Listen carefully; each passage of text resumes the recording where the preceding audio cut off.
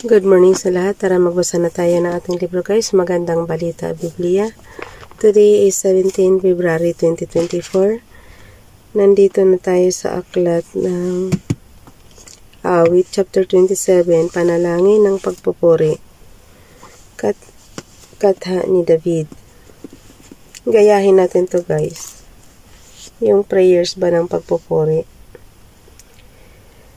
Awit chapter 27 verse 1, Si Yahweh ang ilaw ko at kaligtasan, sino pa ba ang aking katatakutan? Si Yahweh ang muog ng aking buhay, sino pa ba ang aking kasisindakan? Verse 2, Kung buhay ko'y pagtangkaan ng taong masasama, sila'y mga kalaban ko at mga kaaway nga. Mabubuwa lamang sila at mapapariwara. Verse 3, Kahit isang hukbo ang aking pumalibot, hindi pa rin ako sa kanila matatakot. Salakayin man ako ng mga kaaway, magtitiwala pa rin ako sa may kapal. Awit chapter 27 verse 4, Kay Yahweh ay isang bagay lang ang aking hiniling. Isa lamang talagang aking hangarin, ang tumira sa templo niya habang buhay upang kagandahan ni Yahweh aking mapagmasdan at do'y humingi sa kanya ng patnubay. Verse 5, Itatago niya ako kapag may kaguluhan sa loob ng kanyang templo. Ako'y iingatan sa ibabaw ng batong malaki. Ako'y ilalagay. Verse 6, Matatalo ko ang mga nakapaligid kong kaaway. Sa templo'y sisigaw ng may kagalakan habang mga handog ko'y iniaalay. Awitan ko si Yahweh at papupurihan. Verse 7, Pakinggan mo ako, Yahweh, sa aking panawagan. Sagutin mo ako at iyong kahabagan. Verse 8, Nang sabihin mo, Yahweh, lumapit ka sa akin, sagot ko'y nariyan na ako at kita'y sasampahin.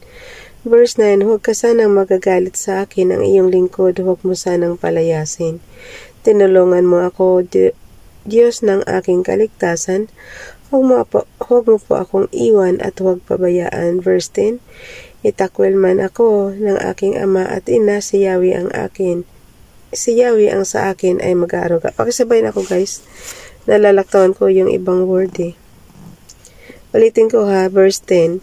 Itakwil man ako ng aking ama at ina, si Yahweh ang sa akin ay mag-aaruga. Awit chapter 27 verse 11, Ituro mo sa akin, Yahweh, ang iyong kagustuhan sa ligtas na landas. Ako'y iyong samahan pagkat naglipa na ang aking mga kaaway. Verse 12, Sa mga kaaway ay huwag akong ipaubaya na kung lumulusob ay mga pagbabanta at kasinungalingan ang dalang sandata. Verse 13, Naniniwala akong bago ako mamatay, kabutihan ni Yahweh aking masasaksihan. Verse 14, Awit chapter 27 verse 14, Kay Yahweh tayo'y magtiwala, manalig sa Kanya, at huwag mang hinawa, kay Yahweh tayo magtiwala. Awit chapter 28, Panalangin upang tulungan ng Diyos, katha ni David. Awit chapter 28 verse 1, Tagapagtanggol kong Yahweh, ako'y nananawagan, sana iyong pakinggan itong aking karaingan. Kung katugunan ay hindi mo ibibigay, para na rin akong nasa daigdig ng mga patay. Verse 2, Pakinggan mo sana ang paghingi ko ng saklolo. Kapag itinataas ang kamay ko ay iyong banal.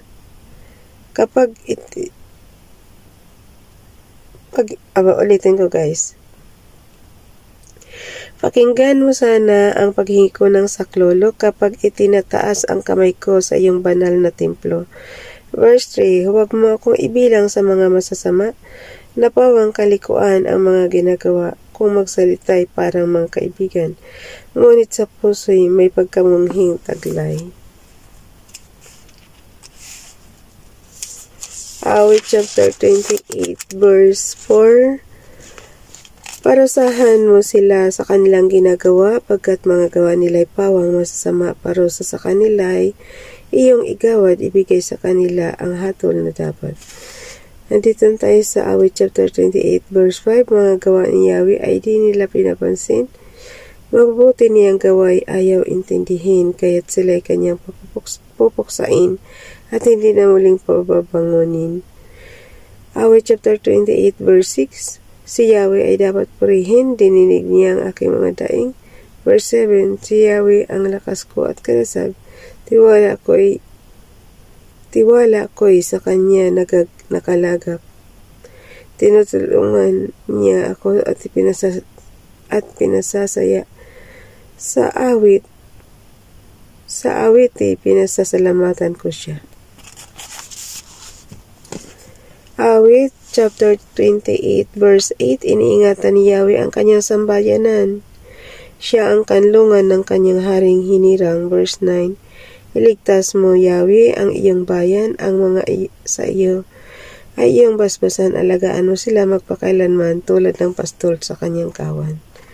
Awit chapter 29, ang tinig ni Yahweh sa gitna ng unos. Awit ni David.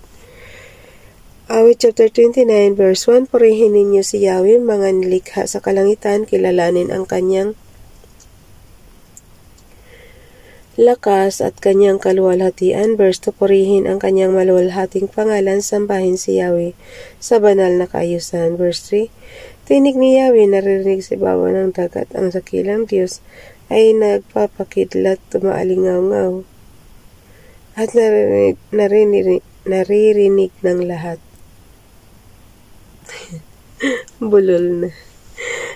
Naririnig ng lahat.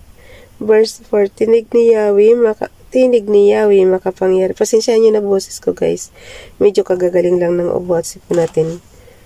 Pangalawang araw pa lang tayo umiinom ng gamot ngayon Ay, pangatlo na pala today. Nagpa-check up ako nung 15. So, 17 na tayo ngayon. 15, 16, 17. So, pang 3 days na, guys. Okay, verse 3, tinig ni Yahweh, naririnig sa ibabaw ng dagat. Ang dakilang Diyos ay nagpapakidlat, umaalingaw at naririnig ng lahat. Verse 4, tinig ni Yahweh, makapangyarihan at punong-puno ng kadakilaan. Verse 5, maging mga punong cedar ng Lebanon at tinig ni Yahweh, mawawasak ang mga iyon. Verse 6, parang guyong pinalulundag niya ang mga bundok ng Lebanon, parang torong pinalulukso niya ang mga bundok Hermon. Verse 7, dahil sa tinig ni Yahweh. Guys, pakisabayan ako para alam niyo rin yung pinabasa ko dito. Tsaka pare-pare tayo matuto sa Word of God. Awit chapter 29 verse 7, dahil sa tinig ni Yahweh, kidlat ay gumuguhit. Verse 8, kapag siya nagsalita ay disyerto'y nayayanig. Inuuga niya pati ang ilang ng Kadis. Verse 9, sa tinig ni Yahweh, mga osay napapaanak at nakakalbo pati ang mga gubat. Lahat ng nasa templo ay sumisigaw. Ang Diyos ay papurihan. Awit chapter 29 verse 10, si Yahweh naghahari sa mga kalaliman, nakaupo sa trono bilang hari kailanman. Verse 11, si Yahweh ang nagbibigay lakas sa kanyang bayan at pinagpapala sila ng mapayapang buhay. Awit chapter 30, panalangin ng pasasalamat. Katha ni David, isang awit para sa pagtatalaga ng templo. Awit chapter 30 verse 1, pinapuri kita Yahweh pagkat ako'y iyong iniligtas, mga kaaway ko'y di mo hinayaang magmataas. Verse 2, sa iyo Yahweh aking Diyos ako'y dumaing at ako naman iyong pinagaling. Salamat po Father God, kumaling na rin ako. Verse 3, hinango mo ako mula sa libingan at mula sa hukay ako'y muli mong pinuhay. Verse 4, purihin si Yahweh, siya inyong awitan. Kasi guys, kahit uminom kayo ng gamot, samahan niyo rin ng dasal yung inyong sakit para gumaling na rin. Okay. Awit chapter 30 verse 4, purihin si Yahweh, siya inyong awitan, ninyong bayang hinirang, siya ay pasalamatan ninyo ang banal niyang pangalan. Verse 5, ang kanyang galit, ito'y panandilian, ngunit paghabang buhay, ang kanyang kabutihan sa buong magdamag, luha may pumatak, pagsapit ng umaga, kapalit ay galak. Awit chapter 30 verse 6, sinabi ko sa sarili, pagkat ako'y panatag, kailanman hindi ako matitinag. Verse 7, Kay buti mo, Yahweh, ako'y iyong iningatan tulad ng isang muog sa kabundukan, ngunit natakot ako nang ako'y iyong iwan. Awit chapter 30 verse 8, sa iyo, Yahweh, ako'y nananawagan, nagsusumamo na ako ay tulungan. Verse 9, anong halaga pa kung ako'y mamamatay? Anong pakinabang kung malibing sa hukay?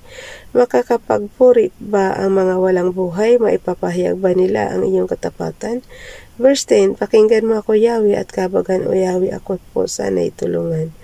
Awit chapter 30 verse 11, pinawi mo itong aking kalungkutan, pinalitan mo ng sayaw ng kagalakan. Pagluluksa ko ay iyong inalis, kaligayahan ang iyong ipinalit. Awit chapter 30 verse 12, last verse na ito, guys.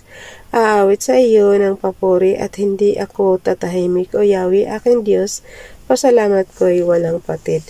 Bukas na itong chapter 31. 18 bukas, diba? 18 February 2024. Panalangin ng pagtitiwala sa Diyos. Hanggang dito na lang, guys. Bye everyone. God bless.